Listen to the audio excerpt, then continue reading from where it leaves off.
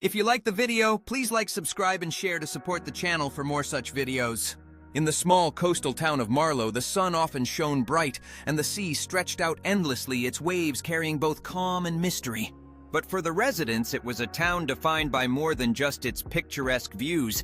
It was a place where people loved to talk. Gossip spread faster than the tides, and blame was often passed like a baton in a relay race. It was the start of summer, and the town's annual festival was fast approaching.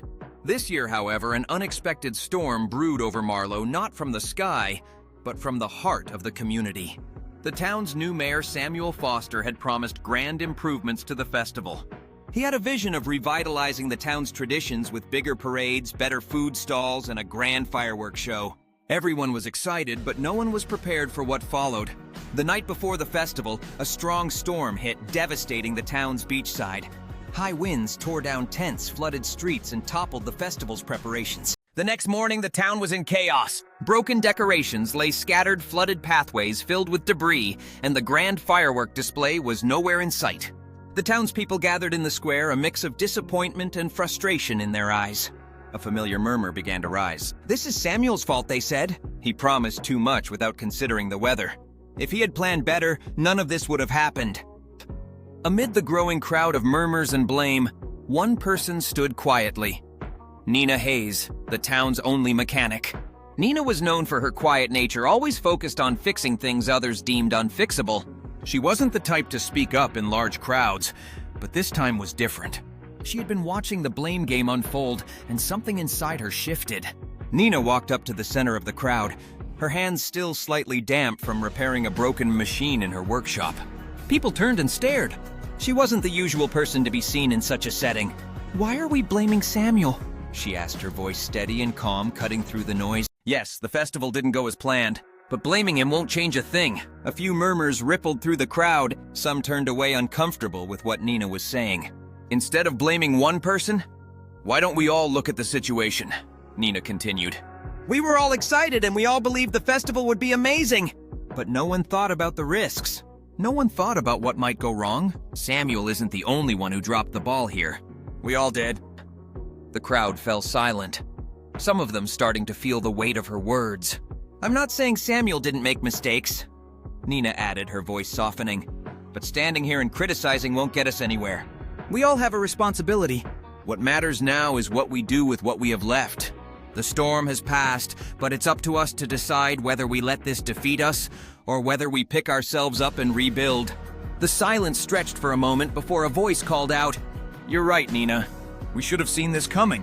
We got carried away with our excitement. We trusted Samuel's vision, but we didn't stop to think about how to handle the unexpected." The others slowly nodded, realizing the truth in Nina's words. Another townsperson stepped forward. "So what do we do now?" they asked. Nina smiled, a rare sight for those who knew her reserved nature. "We fix it.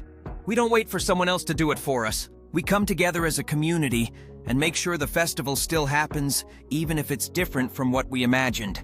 We all have something to contribute." Within hours, the town rallied together. The people of Marlow took ownership of the situation, working together to clear the debris, repair the broken stalls, and even find a safe place to set off fireworks. It wasn't the grand festival they had hoped for, but it was a celebration nonetheless, one built from the town's collective effort. When the festival finally began that evening, it was a different kind of celebration. It wasn't about perfection or grandeur. It was about the strength of the community coming together in the face of adversity. And Samuel Foster stood at the front, not as a leader, but as part of the crowd, grateful for the lesson he'd learned from the people of Marlow. Nina's simple act of standing up not to criticize, but to take responsibility, had transformed the situation. Instead of pointing fingers, they all worked together, proving that in the face of failure, it wasn't the blame that mattered. It was the willingness to step up, take responsibility, and move forward. And so the town of Marlow learned that taking ownership of a situation, rather than passing judgment, was the true path to progress.